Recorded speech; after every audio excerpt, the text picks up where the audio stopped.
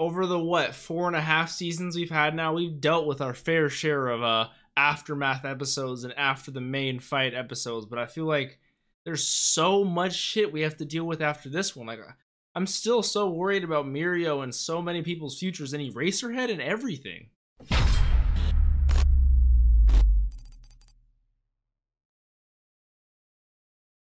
What's up, Dapper Squad? It's your boy Darius, back at it again with another episode of My Hero Academia, episode 14 of season 4. Last episode, oh my lord, was that it was. I rewatched it at least 3 times since then, a couple of people's reactions, and then just it in its entirety. First off, one thing I didn't notice right away, like in the first time me reacting to it, was when Eri first used her quirk on Chisaki, that she separated him and Nemoto, so Nemoto's back alive and he's all and well. And then people were letting me know that that little black cut at the very end was Night-Eye kind of smirking because he kind of does realize the future isn't so cement and solidified as he thought it was. And so it's just like, it's so incredible. And this episode is called Bright Future, and I'm so excited because I hope it's about Deku, because he has an absolutely bright future, and I'm very excited to hop into this. Now remember, I'm gonna throw out my plugs here, guys. If you guys aren't subscribed, please subscribe. Please join the Dapper Squad. We are welcome to all. If you guys want to see early access to any of the other shows I'm watching, or if you want to see this one in its entirety, uncut in the corner, you can check out the Patreon down below. Other than that, I do a Q&A at the end of every episode if you guys want to check out that Discord. Let's get into this. My Hero Academia, episode 14 of season 4. The animation, oh my god, and him with the blue lightning in his hair and the One Punch Man kind of animation was godlike. Thank the Lord. I feel so blessed that they're showing me this again. Oh my god, look at that. Look at that. And then he hits him with the secondary flip. He's nasty.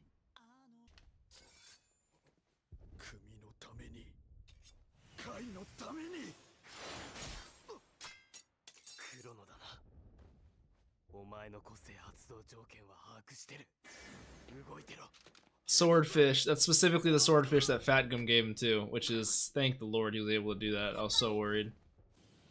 So it looked like at the end of the last episode he was knocked out. Yes, is he knocked out? I pray to God. I'm praying.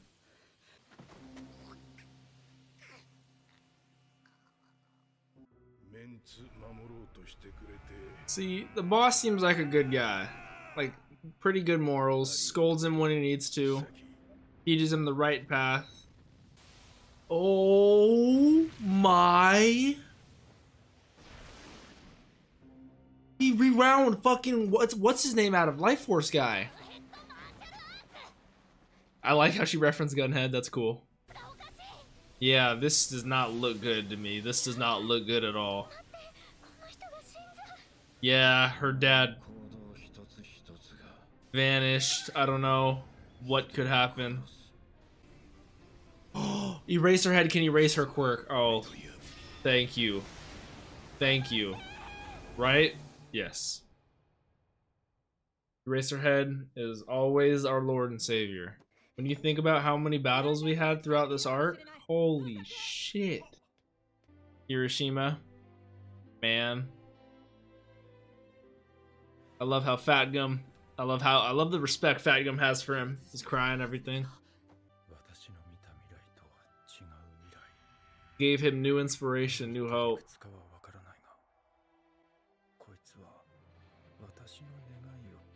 This music in the background, man. He said he would. He said he would.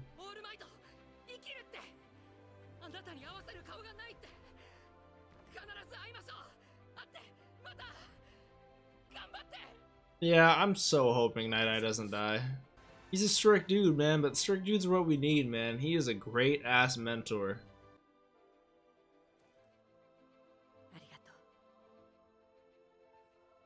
Including Rocklock last episode, I am so glad that pro heroes are given respect.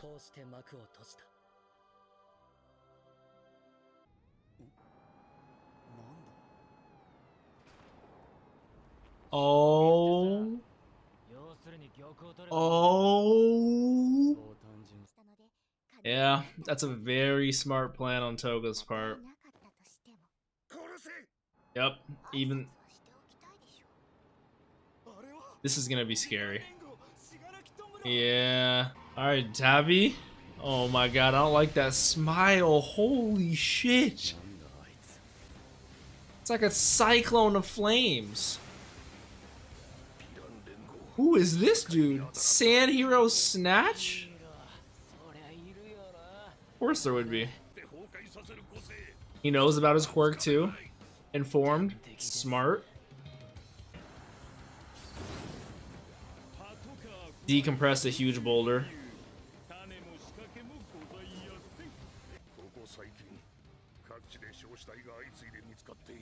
Really?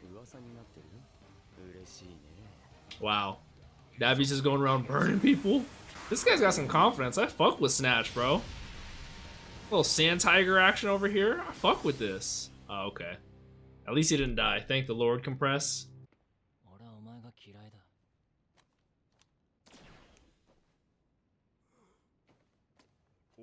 Did he just take his arm specifically? Yep, that's the 4 right there. Oh my god.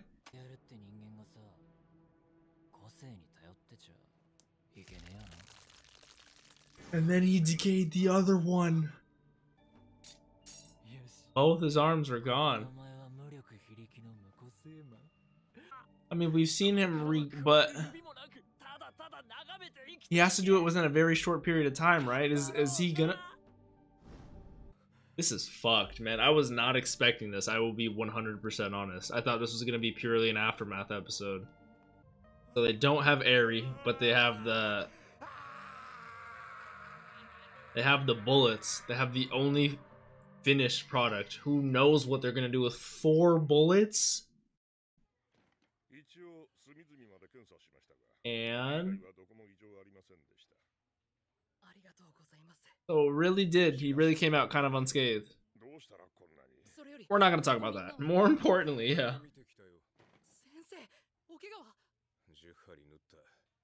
For his stab, yeah. I heard in the manga his fight with Rappa was way more bloody and way more gruesome. Cracked a bone in his face? Well, that's good. Oh, beautiful ass family right there. Give it a little time, Deku. I know, give it a little...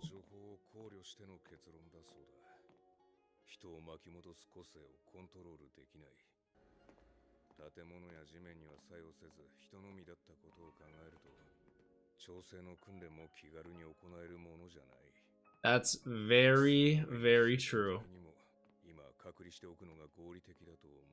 Very valid point. Who's he? All Might? Yep. It's been a minute since we seen you, dog. I missed you. Okay, so he's still alive. Recovery girl, because her healing can only do stuff like the body would naturally heal. It just speeds up, right?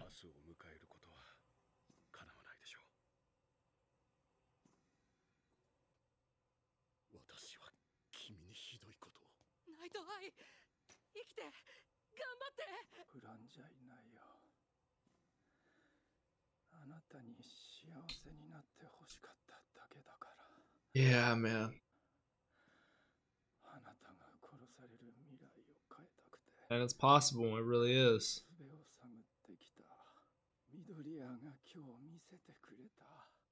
He was so adamant about showing, you know, Deku showing how valuable he was, showing, you know, that he could do something with All Might's power. And she that wished for a future.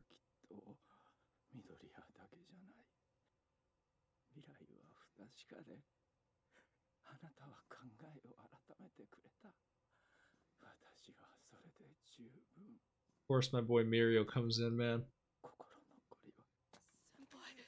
Seeing Mirio's gonna make me break, man.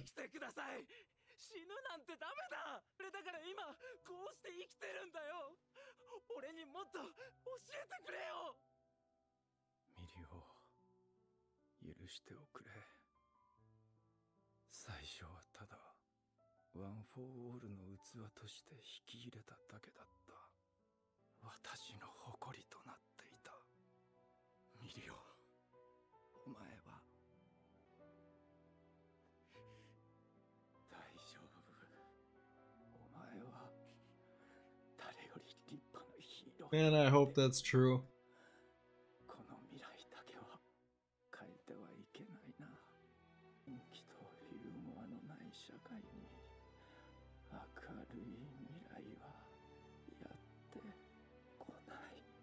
That's why this episode's called Bright Future, man. Smiling on his way out, man.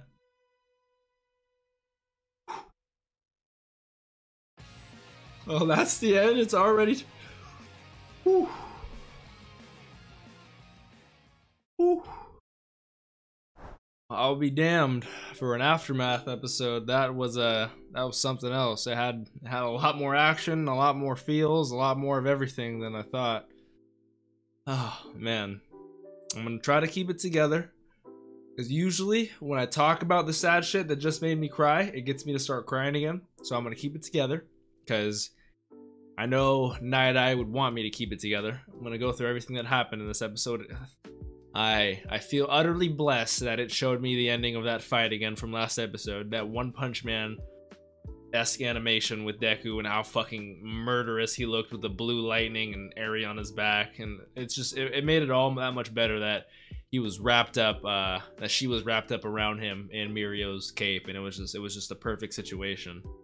And knocked him out. He was literally, actually hit him with a flip. Then I think he went for like a couple more punches, right? Then he knocked him out. He's out. Night Eye was like fucking sick. That's amazing. Got the ambulances here. Got everyone gone. Villains to prison. Heroes to the hospital. Got to get everyone checked out. That was crazy that it was Toga. Technically, it was Twice's idea because they weren't able to get Eri. They knew the police's movements. They were tracking them, so they knew they would go this way. And they knew whatever was like the product of Overhaul's plan would be there with him, either in the police truck with the evidence or on his person. So they called them and they were like, yep, let's do it. Tomura Shigaraki, Dabi, Spinner, and Mr. Compress. And Compress having a little rock, a little huge boulder. That's always a nice little trick to have there. Honestly, for him, if I was him, I'd have like, he probably does. He'd have like a set of many things. You know, probably have a car, a boulder, a knife. You could have like an array of stuff, like a little bag, a little marble bag, and you could have whatever you want. A little fridge. It's like Hermione Granger. I never thought about that. That's a little interesting to think about. I want to hear Present Mike talk about his quirk so I can hear the limitations of it and know like I can only compress 5 things at one time or this, that, and the other, you know? Because I'm genuinely curious. So Dabi has been roasting people lately, and I don't mean like kind of roasting. I mean like kind of roasting. Like they've been finding burnt corpses, and he's like, oh, people have been talking about me, huh? I like that. Which, speaking of that, shouts out to the Sand Hero Snatch. I'm pretty sure that was it. He popped off, and he was a very courageous man when he was fighting them, and he was not wavering whatsoever. You know, chivalry. I like that. It took all 3 of them. I mean, he was popping off. He countered them pretty well because you can't decay sand. It doesn't decompose. You can't burn sand. So he just had to compress them. And you know, it was like, in terms of matchups, it just he happened to be there. That was fucking pretty dope. And he knew their quirks too, which he was well informed because he's probably partnering with the police, and the police were there specifically for the League of Villains. So it probably makes sense. They probably low-key recruited him because his quirk matched up so well against majority of the people that they could be going against. You know, I mean, I wouldn't be surprised, you know, the in-depths of this show. But oh my god, with Compress taking one of his arms, that's dark. I didn't realize you can literally just take whatever. Literally just, imagine he just pops that out later and just, boop, here comes like a half arm, blood starts squirting out, but he can compress his arm. And then, Shigaraki said, I hate you. He just felt like he needed some more, so he decomposed his other arm. And then he's like, I gotta cut it off, otherwise it's gonna spread the rest of your body. So he has no arms. And now, we've seen Overhaul break his arm. I like when he did it, I don't remember if his other arm, he was like boom, and this one like broke off and he did it, or he was just standing there and he just did it.